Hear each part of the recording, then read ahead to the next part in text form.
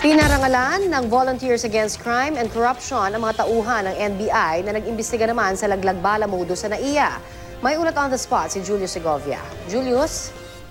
Connie, kinilala ng Volunteers Against Crime and Corruption o VACC ang mga NBI operatives na nag-imbestiga ng talaba o tanim laglag bala scam sa pangunguna ni Head Agent Manuel Antonio Eduarte. Kasama sa mismong awarding ang Amerikanong biktima umano ng laglag bala na si Lane White at kanyang mga magulang. Masaya nga alis ng bansa si White pabalik ng Amerika matapos ibasura ng Pasay RTC ang kaso laban sa kanya kaugnay ng umano'y pagdadala ng bala. Pero kung sa kabila ng nangyari, hindi naman daw siya magsasawang bumalik ng Pilipinas pero umaasa siyang matuldukan na sana ang problemang ito sa mga paliparan. Si VACC Founding Chairman Dante Jimenez hindi naniniwalang walang sindikatong nasa likod ng laglag bala sa NAIA.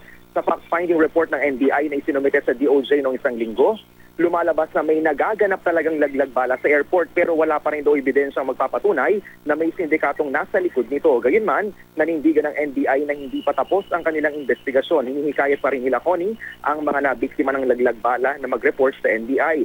Pero sa pinakahuling ulat, tila nabawasan daw ang mga nahuhuling may dalang bala sa mga paliparan. Mas napabilis na rin daw ang proseso ng mga nahuhulihan ng bala dahil may naka-standby na sa NAIA ng mga prosecutor at abogado bukod pa sa NBI agent.